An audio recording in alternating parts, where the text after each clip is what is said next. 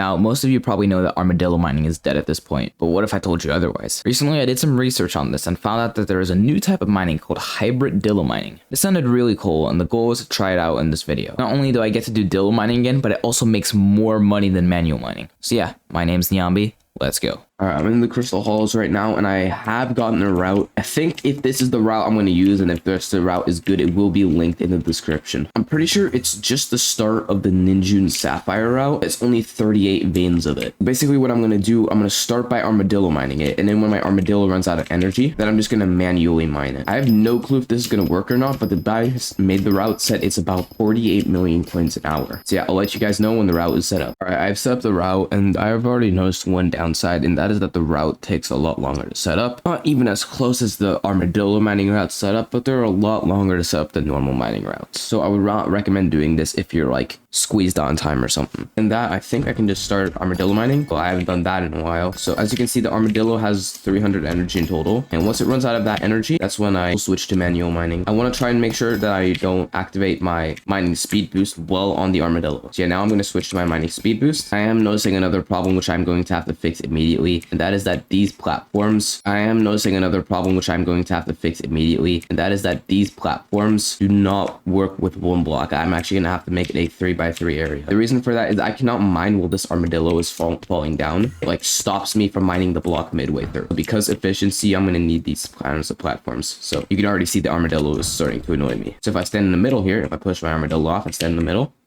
should spawn in and it should not have to go over. So I'm gonna do this for all the platforms and I'll be back at number 1. All right, I kind of want to test out the manual mining experience now. As long as the armadillo doesn't fall down, I can completely mine these gemstones completely fine, and I seem to be able to teleport to the next one completely fine as well. And the armadillo is not causing me any problems with these platforms. It's also nice having more than one block to teleport to, so that you don't accidentally teleport to like some of the outside blocks and you have to teleport again, which is then downtime and it decreases your profits. You see my mining speed boost is now run out, and I am still mining the gemstones completely fine without me getting reset. So yeah, I'm gonna continue mining like this and do a 15-minute test to see how much money I can make. I'll let you guys know once I've been mining for 15 minutes, and let's see how many gemstones I got at this point. I gotta clear out my bag first though real quick before the timer starts. All right, so my little mining test is over, and I want to see how much stuff I got. About 1.6 million. Wow, I have no idea how much that is if I convert it into fine gemstones. This was a 15-minute test, so whatever I get, I have to multiply the results by 4 to see how much I make per hour. That's quite a lot of gemstones right there. All right, so I got 3 and an extra 15 fine. So these are alone are worth about 7.3 mil. And these are 418k. In total, that's about 7.7 mil, I think. And when you multiply that by 4, that's like 31 mil an hour, which is way more than manual mining, but only about half as what I was making before. Now for some upsides slash downsides. First of all, the reason I chose this method was due to its higher money per hour than normal manual mining. Second of all, it's not super boring and repetitive, since you always have something to do, like activating your mining speed boost